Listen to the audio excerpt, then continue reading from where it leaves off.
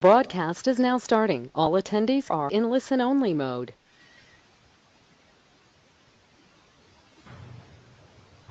Hello, everybody. We'll be getting started in just a couple more minutes. There's a few more folks joining, so we'll be back in just a couple.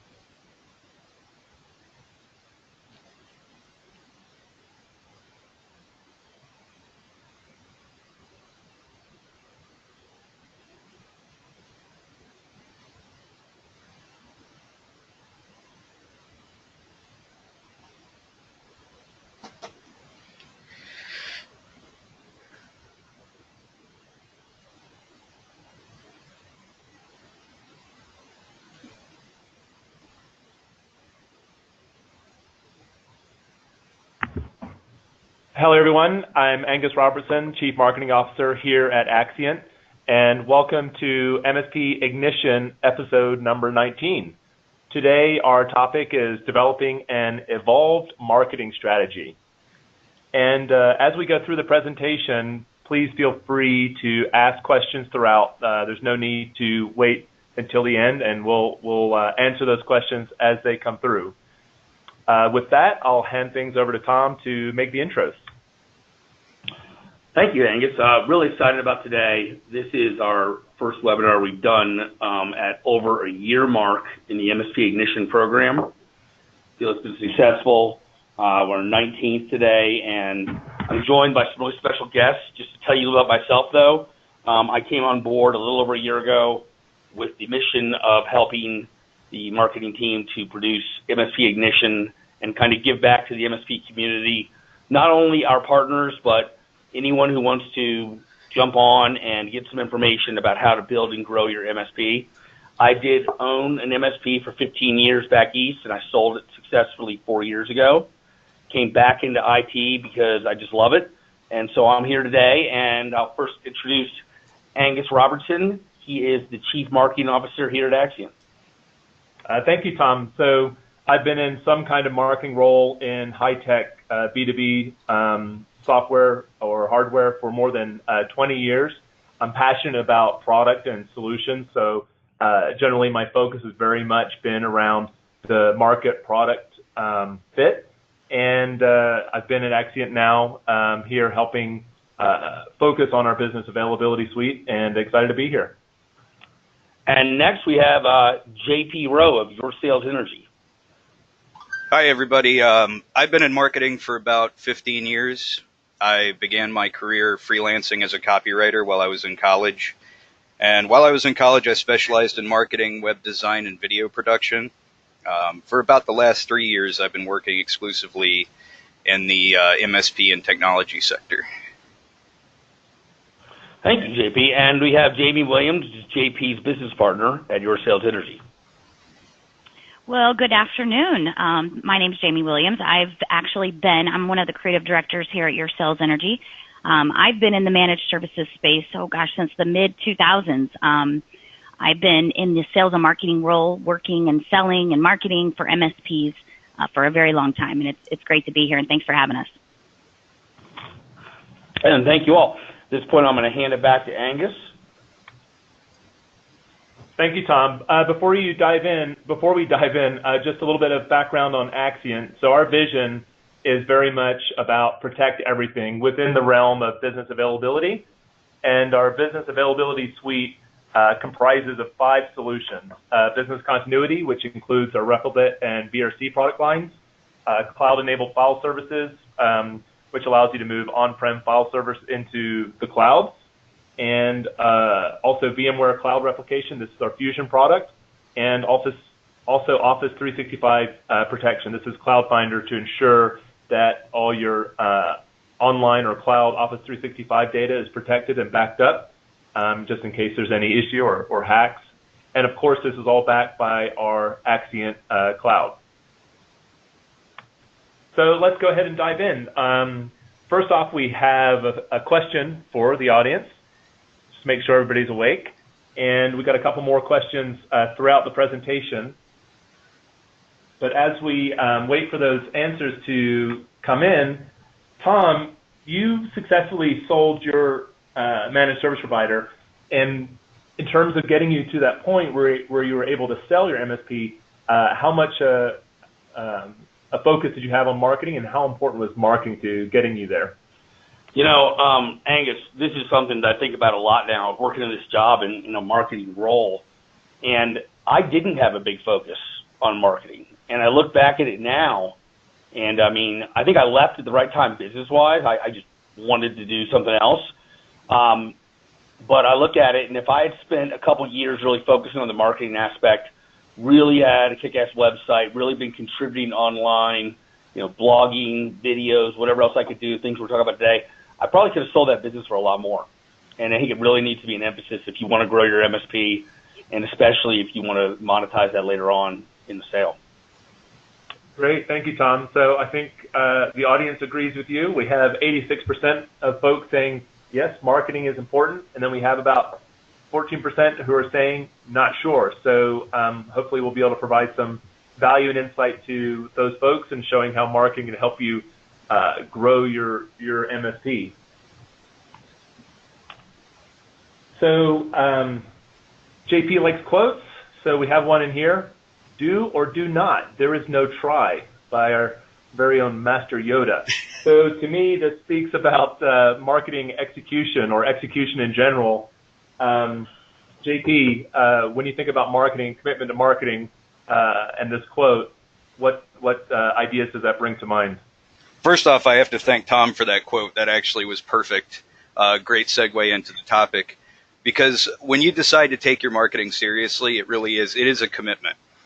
There's not only the budget to consider, but there's the business owner often has to put in a little bit of time and effort to help develop a thorough strategy. Resources need to be diverted towards marketing that you hadn't considered before. Internal resources, you know, sometimes we want the engineers to open up to us, talk to us about their experiences so we can relay those to the customers, things like that. And then there's the commitment to being patient, and that's sometimes a challenge too. Results don't always come right away, and there are periods of testing and adjusting. So you have to really say, I'm going to do this, I'm going to take my marketing seriously, and we're going to take on those challenges and face them and not panic and run away halfway through the process. Great. Thank you, JP. And moving on to the topic of this webinar, Evolve Marketing. Can you expand a little bit on this topic? What do you consider evolved marketing? Well, the concept it's fairly simple. If for the purposes of this webinar series, I say that we look at the company's level of engagement with their marketing as a ladder. You know, at the bottom of the ladder, you're not doing anything at all. If you're not even on the ladder, you're not doing any marketing. I mean, you really can't even be considered a business at that point because you're not. It's such a fundamental part of operation to have a marketing plan. And then at the very top of the ladder, you know, your company has a huge in-house marketing department. You're probably famous at that point. It's, you know, that's the very apex of where you can take that concept. But between those 2 points, there are a lot of rungs. There's a bunch of steps. And every rung, as you climb onto it, has an upper limit to how much growth your business can create.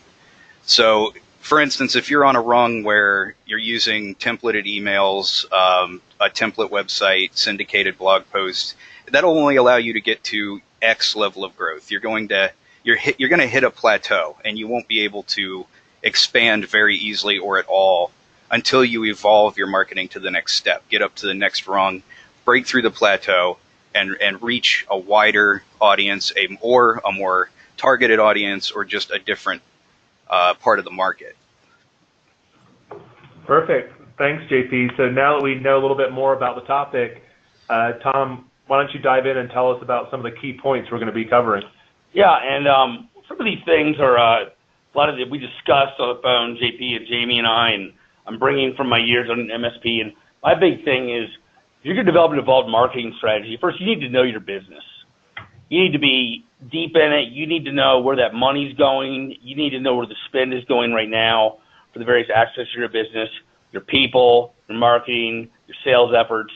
You need to have a very clear understanding of your specializations in terms of vertical and technical. And you need to be ready and in the right mindset. And that's a lot of what we talk putting this together is where are you in terms of what your goals are for the coming years, in terms of, are you going to put the time and money into it? Because if you haven't been, it's going to be a large amount of effort to develop that marketing strategy and get in that mindset and make it happen. And then having a way to evaluate how effective you are at marketing, having some real benchmarks, knowing where you are now, knowing where you want to be, and then having the ability to utilize custom content. We'll get into that in pretty in-depth coming up. That would be websites and things like that. And then as a final takeaway on this, we have actually put together an evolved marketing self-analysis tool, courtesy of Your Sales Energy. And this tool, you can sit down, and we'll talk about it later. You can really find out where you are marketing-wise right now.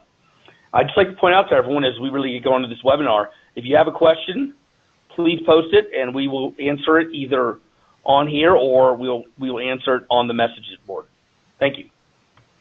All right, so those are the 5 key things or the 5 key points that we're going to be covering over the next little while. So, Jamie, why don't you kick us off and tell us a little bit more about how MSPs can understand their business? Sure, thanks, Angus. So first of all, marketing is the effort to create a positive environment or to create a brand around your service, right? So that you sell more stuff and you make more money. So that's the goal of what's behind marketing, what we want to do. But there's actually a lot to marketing. There's a lot of thinking, a lot of actually execution, a lot of doing, and then also quite a bit of measuring whether what you're doing is working or not. So it's definitely harder than it looks or may appear. But first we want to identify our strengths. We want to define what we sell, what they want, what our prospects want, our core competencies, right? We want to build our brand. We want to make us easy to find. And then we want to create compelling content. And then we want to think and deploy, promote our brand across all our digital and non-digital channels. So you can create that brand, first of all, by brainstorming with your team on your target market, your demographics, your personas, which clients or which contracts are making you the most money. They have the highest margins. Which areas, such as maybe it's cybersecurity, that you may want to develop and create messaging around. We like to use the motto, think, do, measure. So where are you losing money, and are you competing on price? I like to say price, in short, is part of the perception. So as maybe a marketer, you should look at price as maybe part of a persuasion and price your service accordingly to the predictable irrationality of your clients. The value that your website exudes, your brand exudes, your reviews on Google, your social media, most importantly, I think, your salesperson, once you get in the door, it's all going to create the opportunity so that you don't have to compete on price. So marketing also is a huge factor in the value that ultimately, when you do get in the door, that your salesperson is going to be able to create and kind of the perceived notion before that salesperson even gets there. Yeah, and thanks, Jamie. I mean, one thing I wanted to point out is owning an MSP, I would often find a couple of years into something where I had targeted a particular vertical. Like I got into something like construction firms or accounting firms, and I'd done mailings, or I was even engaging some service that did that for me. And I've been throwing money at it, but I haven't been seeing what it actually produces. And so knowing with your current marketing efforts what is your spend on them? What are they actually bringing back to you? You get a very good baseline and know maybe what your strong verticals are and where you need to focus that effort. Yeah, and Tom, I think we're going to talk in a little bit about verticals. We're going to go into that a little deeper. So that's a great point. Yeah, and Jamie, I really liked how you emphasized the focus on brand and what you talked about there. For me, brand is all about your target audience, your target marketing, knowing that you exist and knowing what you stand for. Because as you said, when you first have that sales call, going in and already having that air cover where that prospect knows who you are, knows what you stand for, and is interested in talking to you, you've set that salesperson up to be a lot more successful and have faster sales velocity. So, right. Really important point there. And Angus, you don't know how many times I've heard MSPs say, well, I can't charge $150 a user. I can't charge $150. Nobody would buy that. Well, it's because they're not creating the value behind that, because they could do that, but they're not doing the marketing. They're not creating that brand to allow to do that. And if I could add something there that fits in well with that, I have a saying that I like to use. It's a lot of people misconstrue marketing and they think of it as the voice of their company. And what I say is that it's not the voice of your company. It's really the soul of your company. It's everything about it that is then perceived by your prospects and your clients in the outside world. And it doesn't just mean advertising. It's the entire marketing mix, including where you're selling, how you're selling it, how you're pricing it. And when you're talking about building value, I mean, there's other ways to do that besides through your actual advertising, which is what a lot of people immediately think of, is that we've got to communicate a message that this is more valuable, therefore people will pay for it. But a lot of times what actually we can go in and help identify new markets, new audiences that actually have bigger budgets so that they're not thinking as much about that price. It's also a matter of where you're targeting. So that's another thing to consider. Yeah, JP, you're absolutely right. I know we're going to talk about this more later, but it does come down to that story you're telling, because at the end of the day, you as an MSP are helping your clients be more successful with their business. And so marketing is how you tell that story about how you can help them be more successful in growing their business. And so for them to be able to understand that and appreciate that and quantify that value, that directly goes to how much they're willing to pay for your services. Yeah, absolutely. All right. So on to the next poll. We have question number 2, have you specialized in any verticals? So Jamie and Tom just talked about this a little bit, but Tom, just to dive into this a little bit further, when you had your MSP, were there any particular verticals that you focused on? Yeah, I did really well with law firms, and that was important, and I spent a lot of time on it, and I spent my marketing dollars there. That's what I had the custom flyers for, and I had all kinds of extra page on the website for them, all of that kind of thing, and it was very effective. Law firms work well. I know there's MSPs out there who don't want to work with any law firms, but I will tell you, the ones that do, and you negotiate well, and you're able to get your money up front, it's a fantastic vertical to be within. But any vertical can be, and I know that healthcare is a big one for a lot of people right now. But knowing what those are, and then having some specific marketing that is geared directly towards them is really going to benefit you. Thanks, Tom. So looking at the responses, some interesting results. We've got 53% saying, yes, I specialize, 40% saying, I've thought about it, and 7% saying they've tried it, but it didn't really help. So with that, perhaps, Jamie, you can move on to kind of our key takeaway or key point number 2, which is all about vertical and technical specializations. Yeah, so before I kind of get into that, I want to say, there's a lot of MSPs that fail to understand how their clients discover them. So that would be question number 1, is how are your clients discovering you? Question number 2 is going to be how is you as the MSP, how are you influencing how clients find you? So you have to figure out what we call like those discovery paths first. So how does verticalizing kind of come into play with that? And I think, I'll tell you a story. So I've sold managed services in St. Louis. I've sold managed services in Los Angeles. I've worked with many MSPs on their sales kind of roadmaps and playbooks. But when I was selling managed services in Los Angeles, I very rarely, and I don't mean to toot my own horn or anything, but I very rarely lost deals. But when I did lose deals, I would go back and I would ask myself, why did I lose that deal? And I would say 9 out of 10 times it would be because the company who won the deal was a company that verticalized. They completely 100% focused on either manufacturing or they focused on medical.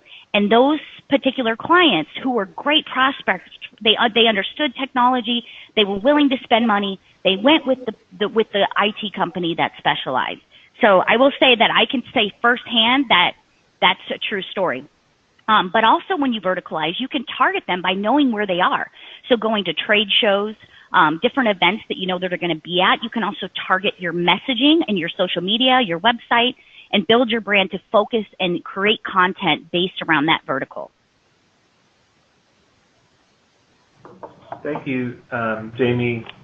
Yeah, verticalization is really key. JP, perhaps you can add and talk to your experience on the importance of identifying your ideal target audience and the appropriate messaging and use cases to be effective with that audience.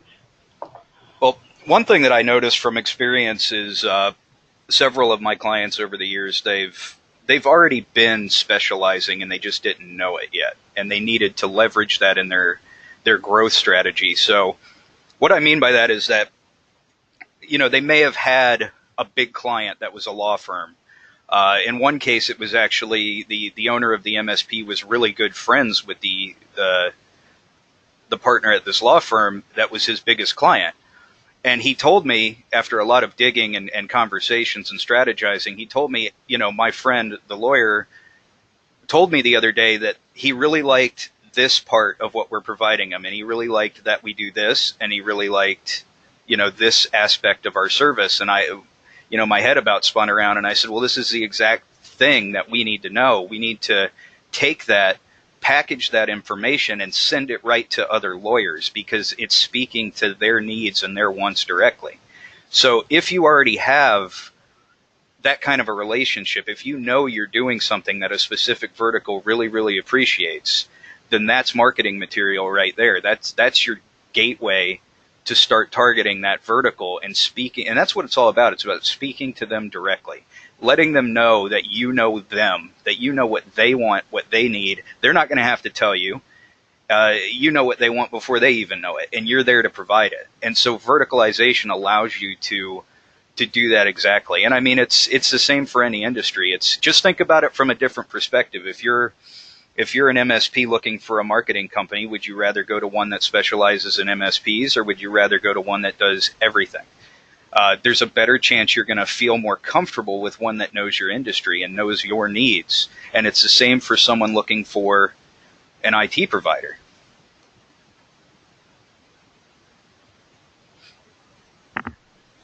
Great. Thank you, JP. Yeah, I mean, my experience, the targeted use cases and verticals or market segments are so key. Market segments are essentially personas with similar pain points. So if you can identify what those market segments are, for example, if they're in a particular vertical, then you can really craft your messaging and your use case in a much more effective way.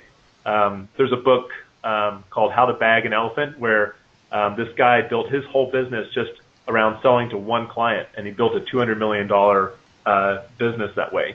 But at the end of the day, there is more work in figuring out those use cases and those target verticals. For example, finance and healthcare, you know, they think very differently around their requirements and what they need.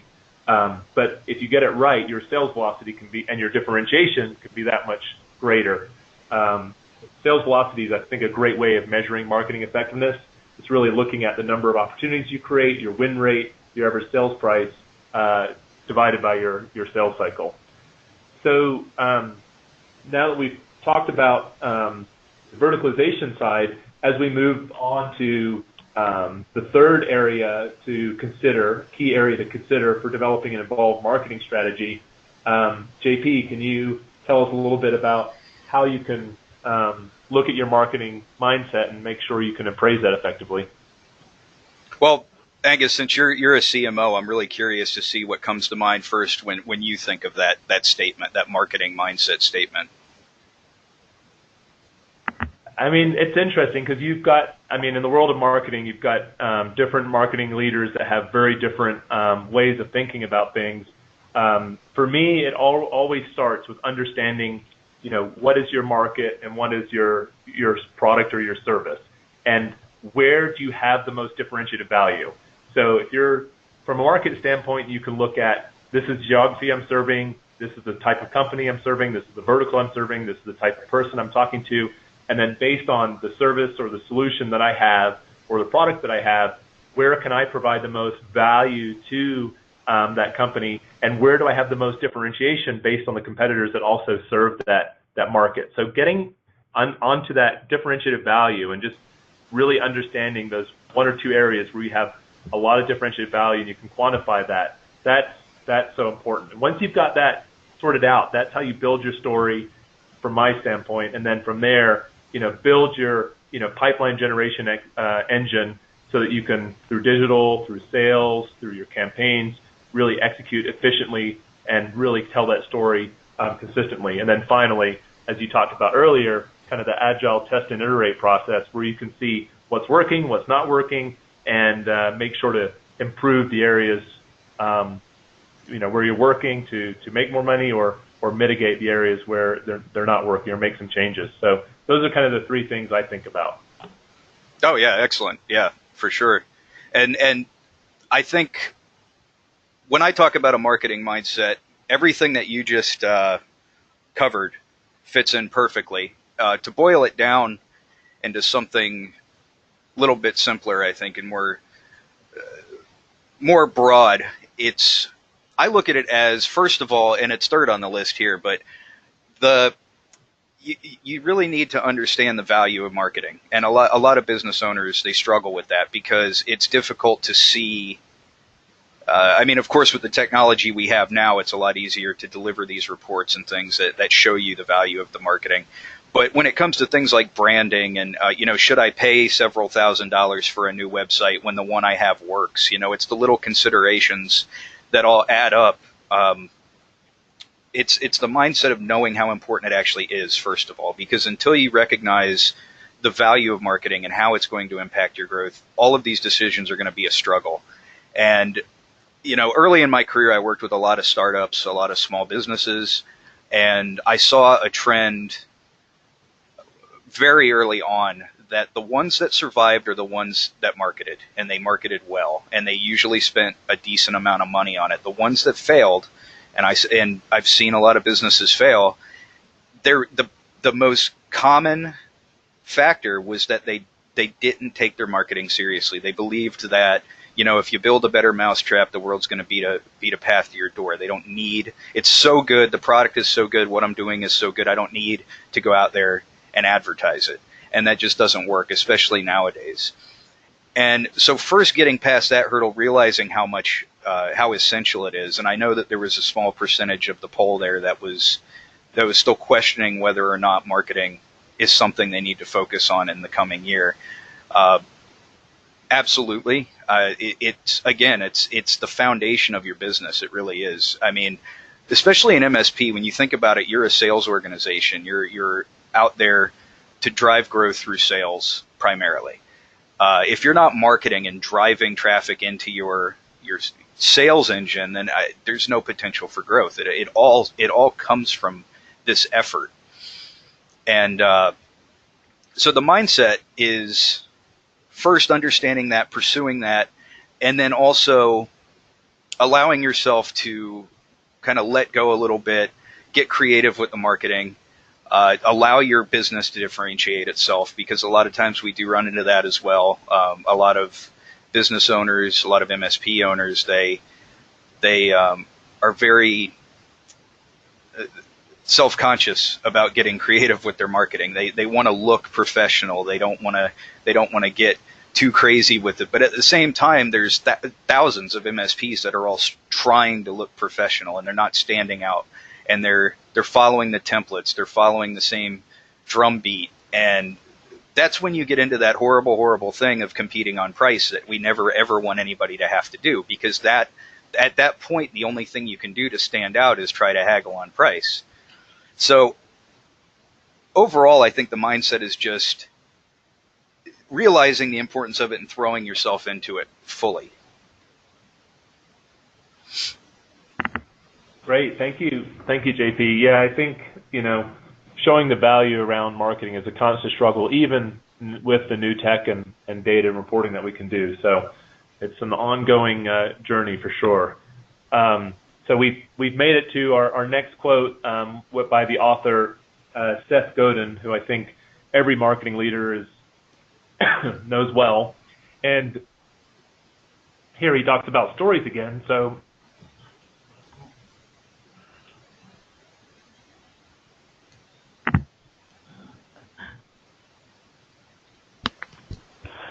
And I'd like a little comment on that. What do you think of that quote, JP? Well, I 100% agree. There's a saying, and there's a lot of truth to this saying, that there's no such thing as a product. I think I heard that once as part of a joke, but it's actually kind of true. Narrative is really where it's at, and relating to people is where it all comes together. I learned really early on when I first started my career in marketing, I was freelancing as a copywriter, but I also had a full-time job as a salesperson to pay my way through college. And I learned real fast that becoming top salesperson at the company I was working at had nothing to do with knowing the product. The first couple of products I sold, I had no idea what I was talking about. The product itself was irrelevant. It was being able to relate to the people and knowing how to sell. So marketing is the same thing, and it's the narrative, the storytelling, that process is what's effective at creating resonance with the audience and then getting them to convert. And I just want to comment on this quote. I chose it. I've been reading this book by Seth Godin. It's called Tribes, We Need You to Lead Us, which I think is very important in this day of marketing. If you really want to produce a following, and you've got to create a tribal feeling around you and your services and product. And that kind of holistic approach where you're doing a lot of things, not just the website anymore or mailings or stuff like that. It's got to be the posts. It's got to be the blogs. It's got to be a whole bunch of things that come together to create that kind of tribal mentality so people will follow what you're talking about and buy in. Yeah, absolutely. Great. Thanks, JP. One of the most, if I could just contribute to that one point, one of the most powerful influences that we have over others, or that just influencing people in general, is this idea of synchronicity. And people like to be around people that are like themselves. They instantly relate to people that remind them of themselves. It's a big factor in everything that we do, everything that goes on in the world around us, whether we realize it or not. And so the tribe mentality approach is extraordinarily powerful and very true. And now it does work. It's a lot easier to kind of create that for marketing purposes with a B2C or retail business. Obviously, you can have a clothing line or a line of nutrition products and create a tribe around that very easily. It's a little bit harder with B2B and something like IT services, but of course that is something that we're always exploring, something that we're always trying to figure out ways to take very effective marketing methods and apply them to what we're doing. Yeah, thank you, JP, and sorry about that. Lost my voice for a second there. But I think you made a good point there about B2C versus B2B. There's a lot of things that are done in the B2C world in terms of engaging large audiences in a very effective way using emotional content that really connects on a deeper level that we can take advantage of in the B2B world. So with that said, and we were talking about value earlier on, let's look at the fourth area that's important to consider for developing an evolved marketing strategy, and that is evaluating marketing effectiveness. So Jamie, can you take us through this a little bit more? Sure. So I'll start out with, I hear many MSPs say that their best marketing channel is word of mouth. I don't hear as much as I used to hear it because I think marketing has been evolving even in our space here. But I have heard that recently. And, that's certainly true, in a lot of cases, even in today's age of the internet. But when a client A tells client B or prospect B that our IT service is fantastic, client B is more likely to believe it as a trust indicator, and then probably head to our website and hopefully give us a call. However, here's some good, new news, that while the word of mouth is really hard to influence, luckily we have electronic word of mouth now, or sometimes it's called, word of mouse. But it can be influenced definitely in a positive direction. So the electronic word of mouth viral discovery path is all about, we want our client A, B, C, etc., telling client, D, E, F, or prospect D, E, and F about how great our service is. So measuring the old school word of mouth is almost nearly impossible. So when I would hear clients or MSPs say, hey, that's my best avenue right now is word of mouth, I'm like, well, how are you measuring that? And no one could really say whether client A told prospect B how great we were. But luckily, in the new environment that we have now, word of mouth can be measured more effectively. So if an influencer shares maybe a link to our website on LinkedIn, for example, we could use Google Analytics to see how much traffic we got from LinkedIn and where it came from. There's also different tools that we can use, searches to see the brands that are mentioned, identify which influencers are actually sharing content, are sharing and influencing, and which ones are just maybe taking our free stuff, maybe just taking our e-guides and running away with it. But the measure component, therefore, occurs after we identify and nurture, and then maybe some other incentives. But we want to find out which influencers, I don't have a tough time saying that word today, are actually doing the influencing, which people are sharing, what content is being shared, why it's being shared, and then ultimately we want to sell more things. But if we're not measuring this, if we're not measuring the ROI, how much to spend, then we're wasting our time, because you don't really know what's effective. You don't know who's doing this and where they're doing it. So we want to make sure we set up and we free up some budgets, but then also we want to make sure that we're measuring where that money is going in each one of those discovery paths or each one of those channels. And then we want to say, okay, sit down on a regular basis with the marketing team or with your marketing partner that you're using and talk about what is actually working and what we need to change. Maybe we need to do some rebranding. Have we not seen any ROI on?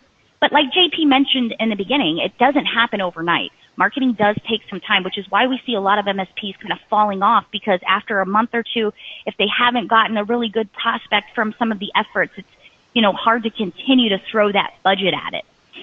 So the question is, and JP, I'll let you answer this last bullet here about third-party companies and freelancers. Oh, yeah. Marketing is an interesting thing in that there are infinite ways for you to waste money. They give you nobody is shy about giving you opportunities to just throw money away when it comes to marketing. It's kind of the sad truth of the industry that we're in. But so the key, the onus is on you in a way to make sure that whatever you are spending money on is, yes, time is a factor. So I can't say that you've got to make sure that it's producing results immediately, but you definitely want to make sure that whatever you're being told is supposed to happen is happening. That way you know that you're at least on the right path towards getting those results when the time elapses. Many, many times we've encountered situations where a new client that we've onboarded or someone that we're doing a consult for, they're already using a company that's helping them with their website, or they're already using a company that's helping them with SEO. That's a big one. Or they're paying thousands of dollars for this, that, or the other service. And we go in and audit that and actually look, and they're not getting their money's worth for what their investment is. We looked at a client that was paying over $1,000 a month for SEO services, and when we went in and checked out their website, hardly anything was being done. So that's an immediate result that we can provide. We can roll in and say, hey, look, you're paying $1,000 a month for something and they're not doing the work. Fire them. So you just made $1,000 a month by getting rid of a very ineffective marketing investment that you can now put into something that has a much greater chance of producing a result. And unfortunately, because you're a business owner, you run an MSP, you probably don't want to learn all about marketing. You don't want to learn how to go into a website and see if your SEO is being done correctly. That's why you're paying someone to do it. So it's often easy for these companies to get away with things, or freelancers or whoever you may have hired to help you out. And so it's important that you check their work, make sure that they're doing what they say they're doing. And the other thing is, make sure that if you're hiring a marketing expert or you're hiring a marketing company to help you out in that department, that what they're doing for you is actually helping. If you haven't gotten a lead from something they're doing in a year, that's probably enough time to say that, this probably isn't working out for us. We need to, either you need to change your strategy and do something different for us as your client, or we need to try someone else because this just isn't paying off. Don't be afraid to evaluate the people that you're hiring to help you with your marketing, and ask for more. Ask for the results to be delivered. And absolutely, if they're not doing what they initially said they were going to do to get you there, then it's time to go elsewhere. And I think sometimes that's what gives marketing a bad rap with MSPs, is that, there's so many different companies out there offering different services that it kind of can get a little scary, especially if you haven't seen any ROI on different things and you've tried different things. But because I know maybe there's a lot of folks on the call right now that, are just kind of diving into marketing, or they're not really sure, how they want to start, I would recommend starting by going to your competitors, going to their websites, looking at what they're doing, sign up for their newsletters, check their blogs on a weekly basis, follow them on their Facebook page, monitor their hashtags on Twitter and Instagram, see how they're marketing their services by, kind of pretending to be a potential client, compare, contrast what they're doing, and then that'll give you some ideas on at least how to start. Because we've actually seen that some of the best marketing research we get is by being a secret shopper on our competitors. So that's just an idea if you want to have a good starting point. Yeah, if you're trying to do it yourself, absolutely. I mean, there's the old story about McDonald's and Burger King. McDonald's spends millions of dollars doing research on real estate before they buy a plot to put a new McDonald's restaurant. And, it'll take them years and all this money, and they find the perfect location and plop it down. And what does Burger King do? They just build across from the latest McDonald's. They don't do any research. They let McDonald's do their research for them, and it works great.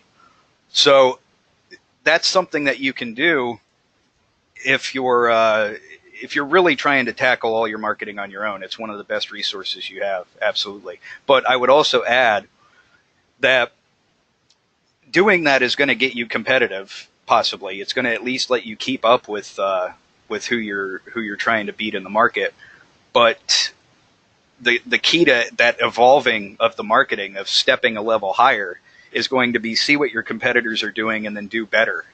You absolutely have to make sure that you're doing something that they are not, or else the best you're ever going to get is parity. You're going to get, you're going to be on an equal footing with them, and that's not what we want for you. You want to be above and beyond.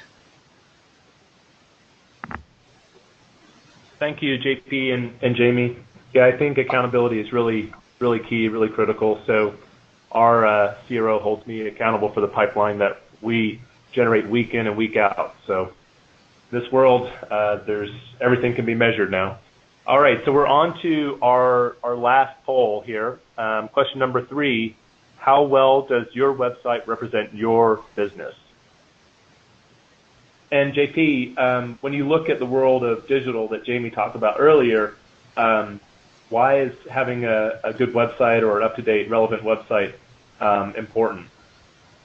Well, nowadays it's the nexus of all your marketing, not even just your digital marketing, but it's going to be the first thing in most cases that someone sees when they start looking at your business. We always start with a client's website as far as improving it or updating it. That's the first key step to getting everything in order. Quite simply, if it looks old, slow, and disorganized, it's the same way your company's going to look. People are going to judge you based off of how your website looks, how it functions.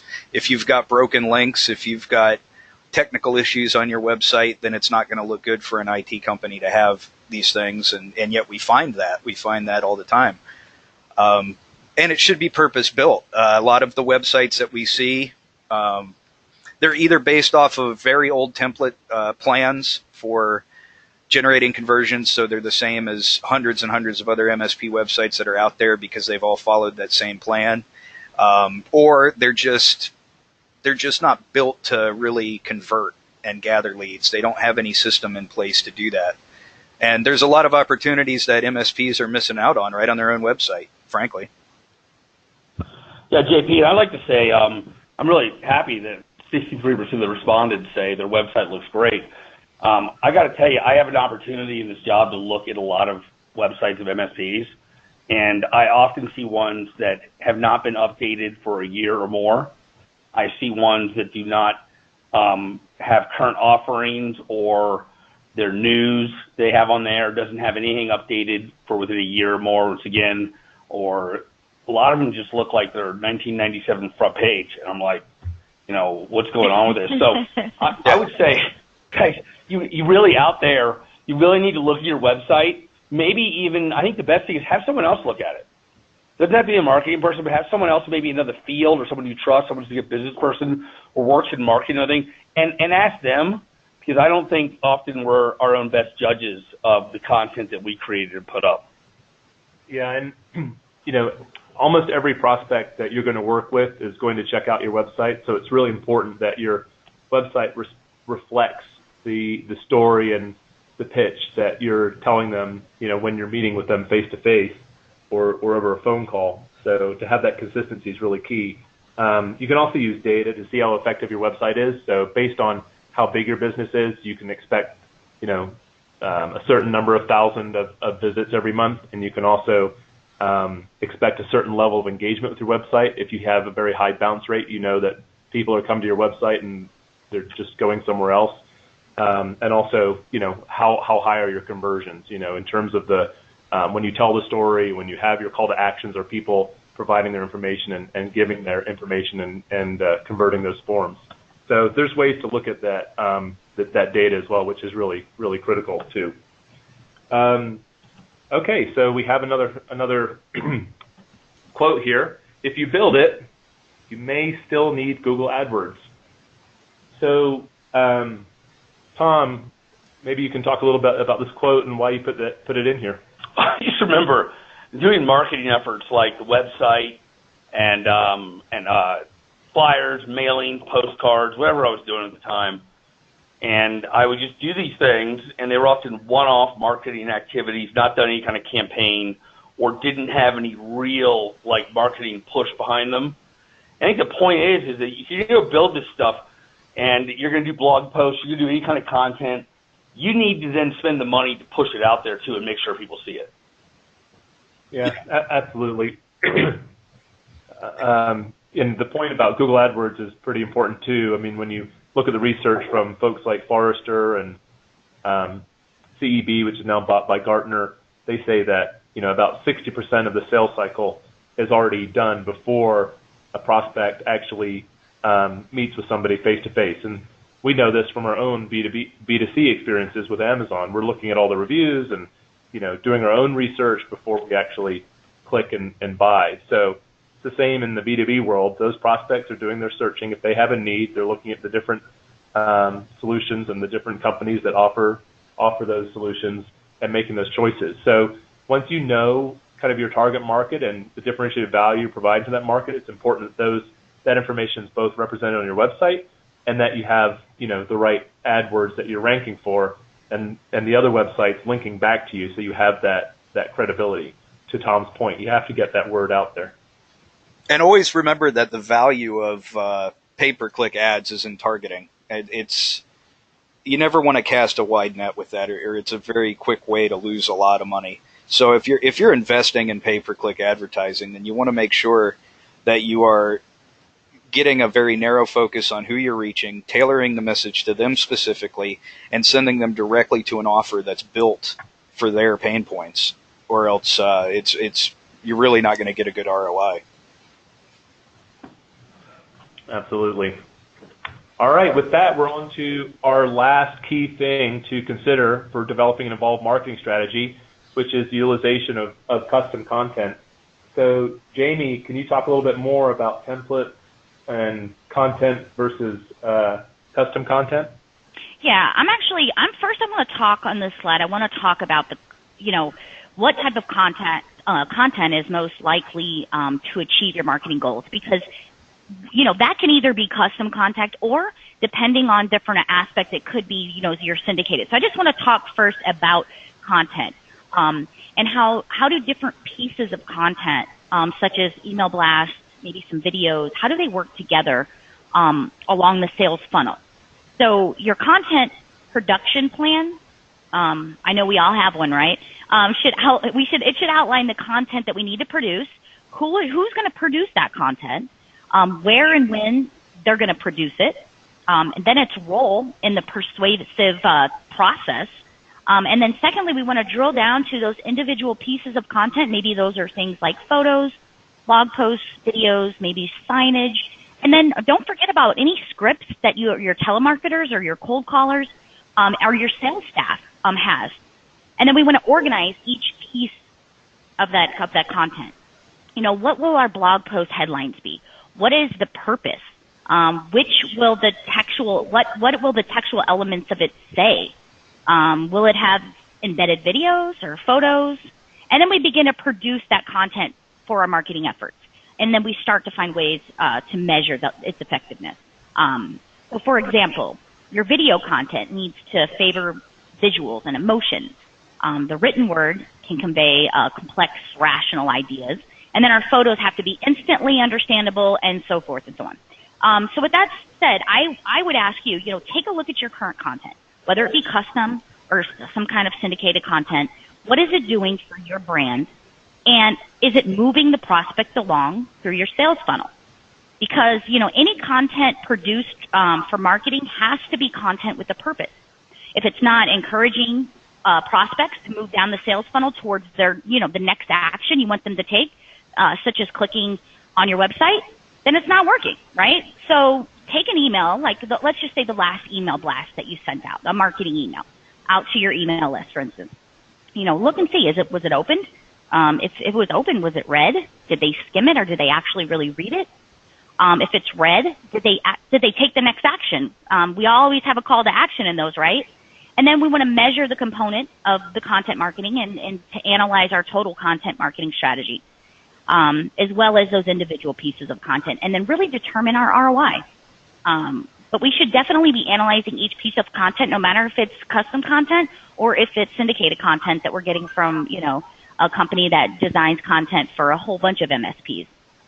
So, JP, with that, I just wanted to kind of give both options there, and really it's going to depend, but I'll let you elaborate a little bit more on the differences. Well, the importance of custom content, there's many, it's manifold, really. First of all, it conveys production value, and I always harp on how important that actually is, because your audience is going to see that you have the resources to have custom videos made, or to make your own custom animations, or to have something that's not a stock photo, on your website. It just shows that you're committed. It shows that you're a lot of times it makes it look like you're a way bigger company than you are. I mean, that's really the way to convey that image, because I know a lot of my former clients or people I've talked to over the years, they've said, we want to look like a bigger company than we are. And so they try to kind of take the wrong route to get there, and they imitate a big technology company that's already established, and they don't really need to be marketing. And that's the wrong way to go. The way to look like a much bigger company is show that you have the marketing mindset that a big company has, that you're willing to invest in custom videos or custom images, whatever that may be, and you'll stand out. Like, quite frankly, I mean, if you're not one of the pack of MSPs just using recycled stuff and stock photos, and you will stand out. It will differentiate you from your competition. And the oh, it looks like we're running short on time, so I'll cut that off. Maybe we can hit that more next time. No problem at all, JP. Thank you.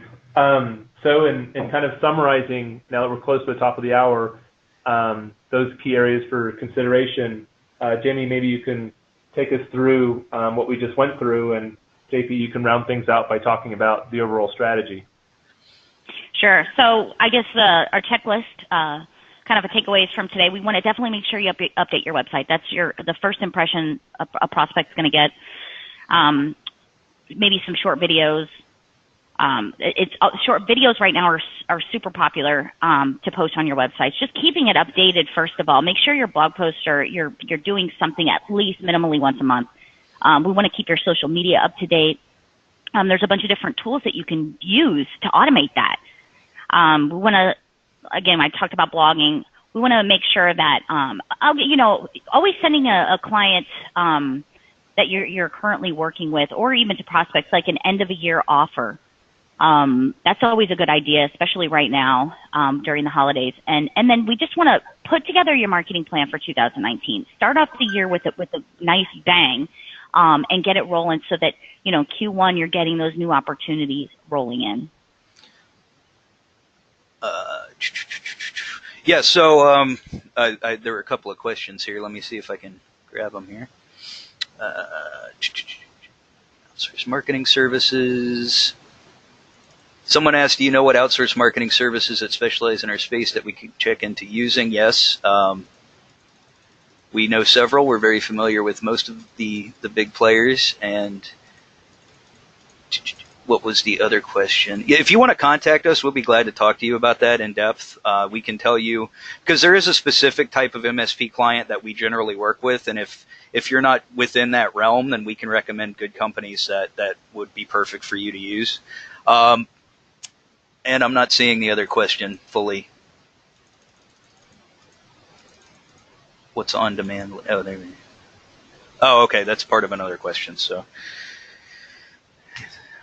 and yes, we do offer a program to assist with your marketing. Feel free to contact us about that as well. There's going to be a link at the end of this presentation. But to wrap up on this slide, most importantly, strategize. Strategy is everything. If you don't have a plan, if it is not thought out and built upon a firm foundation, then everything that you do in your marketing is going to be hit or miss. It's going to be very scattershot. And you want to make sure that you're approaching this entire process mindfully and strategically for the long term. So we're going into a new year. It's a great time to start thinking of it that way, to start thinking about planning ahead and working on something that's not just, what am I going to do next month? What email am I going to send out next week? To really sit down and nail down a solid strategy to get you into the new year and really get you growing. And so absolutely, strategy is the number one thing that you want to start thinking about. And I believe we're going to get into that a lot more in the coming webinars in the series.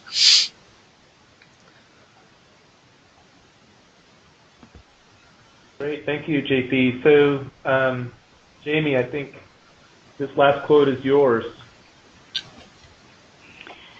So marketing's job is never done. It's about perpetual motion. We must continue to innovate every day. So think about your marketing every day, even if it's you just take, 15 minutes or so, just throw it on the Outlook calendar as a reoccurring meeting and just think about your plan. And then again, going back to, execution is so important.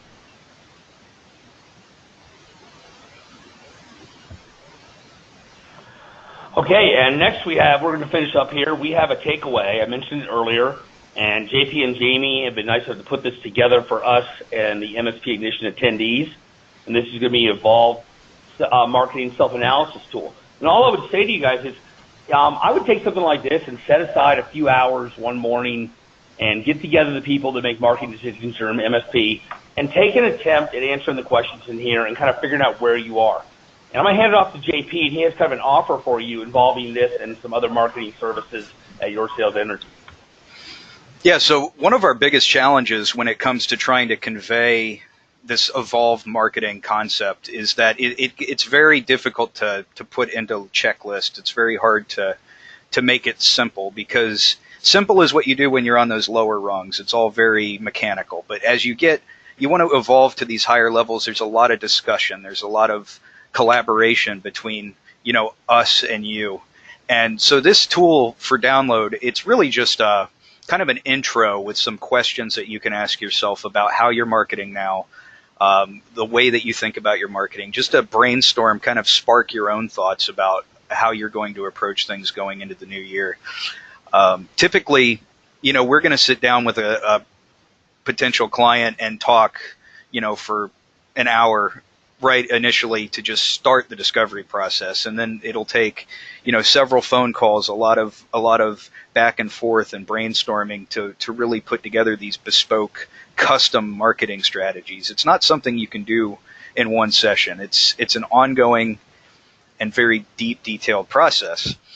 And speaking to that, for attending the webinar today, the offer that we would like to make to everyone is a complimentary marketing audit and consultation.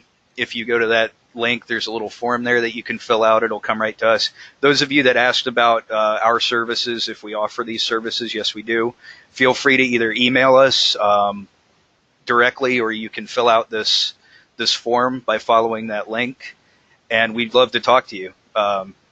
Even if like I said, we typically work with slightly larger MSPs, but even if you're a smaller company, we'd be glad to talk to you. We love helping people, sharing the knowledge and experience that we have. So don't hesitate. Just give us a call, give us an email, and we'll do what we can for you. Well, great. Thank you, JP, Jamie, and Tom, for the great content. And thanks, everybody, for attending MSP Ignition number 19, How to Develop an Evolved Marketing Strategy. And we look forward to seeing you on the next MSP Ignition series and webinar. Thanks again, and have a great rest of the week. Take care. Thank you, and thanks for having us.